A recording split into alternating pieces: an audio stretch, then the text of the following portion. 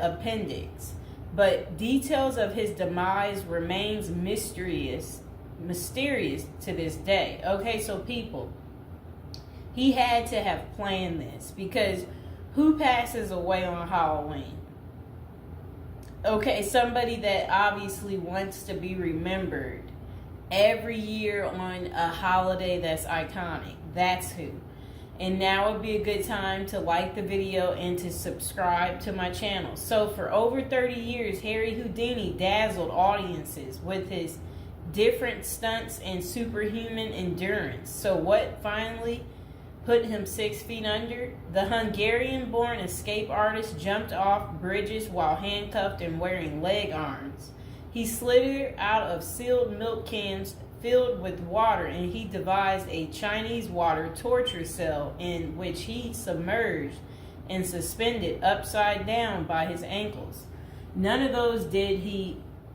I guess he was able to get out and survive. So Houdini's heart-pounding getaways usually involve a healthy dose of trickery, and but they were also genuine risks. In 1915, Houdini nearly suffocated during a stunt in which he was shackled and buried under 6 feet of dirt. Houdini had made a career out of surviving the impossible, which only made the circumstances of his 1926 death all more mysterious. The 52-year-old performed before a packed audience in Detroit on October 24th, but was rushed to the hospital afterwards with an apparent case of appendicitis. He died just a week later on Halloween, leaving his legions of admirers bewildered. Okay, so an obituary in the New York Times expressed shock at the passing of the man who so often had seemed to thousands to be cheating the very jaws of death. And I want to talk about something else. So I've been to Detroit, and I don't remember anybody talking about Houdini there. And I think they should have had some of his cool, iconic stuff there. But I did see they had Houdini stuff in Las Vegas when I was in Vegas. So, I don't know why they don't have it set up in Detroit. So Houdini's final performance. The strange series of events that led to Houdini's demise had kicked off several weeks earlier on October 11th. 1926, while being shackled into his Chinese water torture cell during a performance in Albany, New York. So it says he was struck on the leg by a piece of faulty equipment. He hobbled his way through the rest of the show, but was later found to have sustained a fractured left ankle. Against doctors' orders, Houdini continued his torture and traveled to Montreal, where he gave a lecture at McGill University. Just a few days later, on October 22nd, he invited some McGill students to visit him in his dressing room at the Princess Theater. The magician's sore ankle was still bothering him, so he plopped down on a couch while the group chatted. At some point, a student named J. Gordon Whitehead arrived and asked Houdini if it was true that he could resist hard punches to his abdomen, a claim that the magician had supposedly made in public. According to witness Sam Smits, when Houdini said the rumors were true, Whitehead abruptly delivered 4 to 5 terribly, forcibly deliberate, well-directed blows to his stomach. Houdini was still reclined on the couch and had no time to prepare for the punches, which appeared to leave him in considerable pain.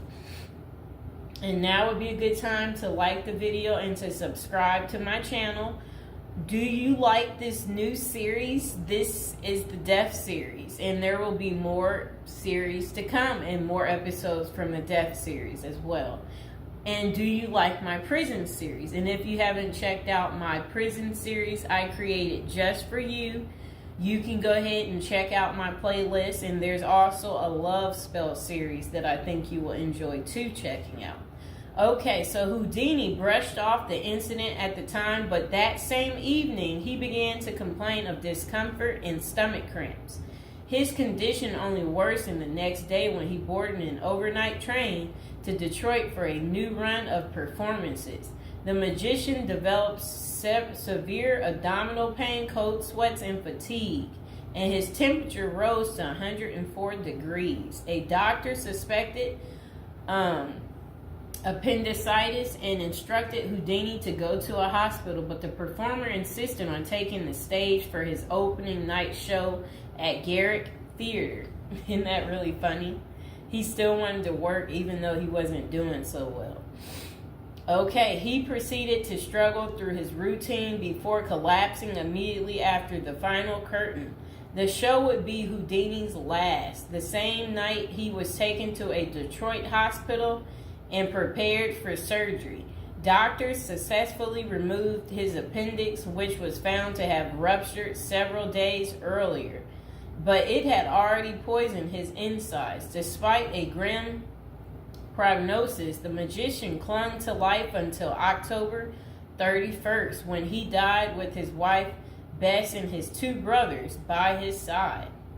The official cause of Houdini's death was listed as peritonitis caused by a ruptured appendix. At the time, the magician's doctors firmly believed that the illness was the result of so I guess some guy had given him something backstage during an encounter in Montreal. Okay, so such cases of traumatic appendicitis are extraordinarily rare. One study found only a couple dozen instances over a nearly 20-year period, but in 1926 the diagnosis was widely accepted. Houdini's life insurance company was even forced to pay his wife a double for accidental death. Okay, so doubts arise over the escape artist's death. Houdini was laid to rest in Queens, New York. And this is what his little, I never knew that was where he is. Well, there he is right there. Okay, that was his tombstone. Okay, so look, maybe I can put that tombstone as the thumbtack, people. Okay, so Houdini was laid to rest in Queens on November 4th, 1926, but rumors about his unusual death have persisted ever since. Many of the theories tend to focus on the magician's contentious relationship with spiritualism, a pseudo-fed religion whose adherents once claimed it was possible to communicate with the dead through seances and mediums.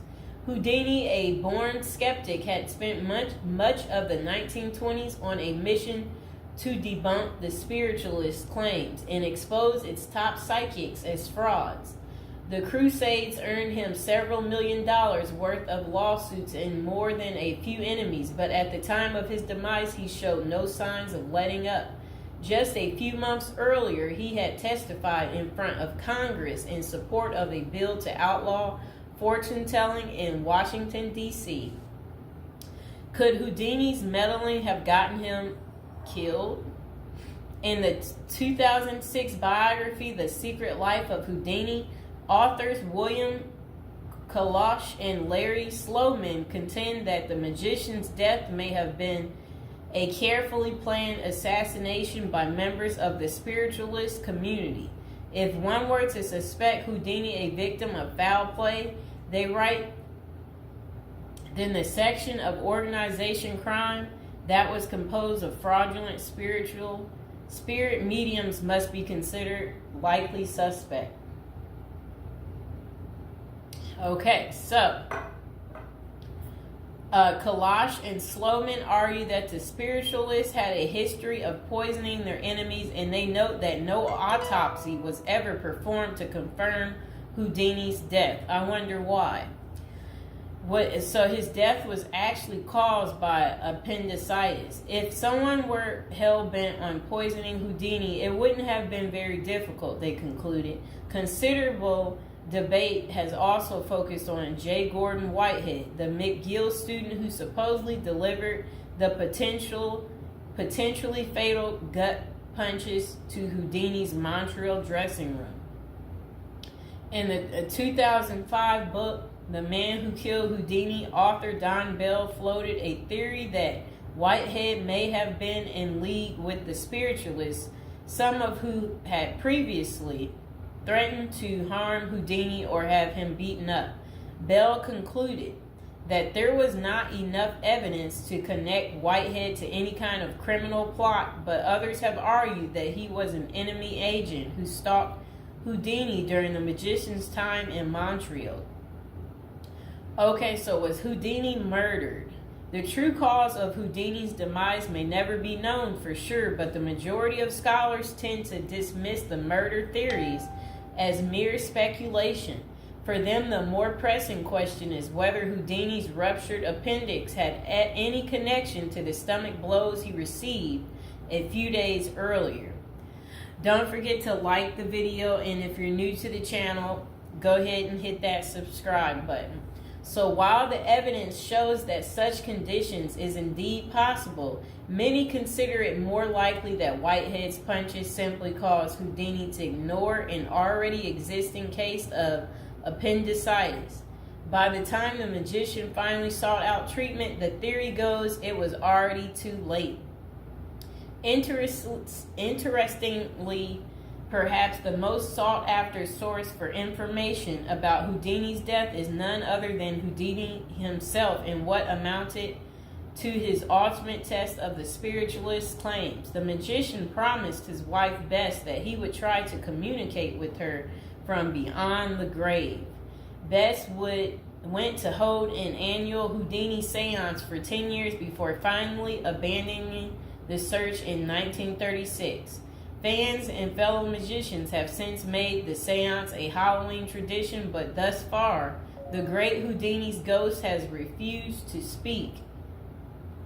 I wonder why. So I hope you guys enjoyed hearing about what happened to Harry Houdini and how he passed away on Halloween.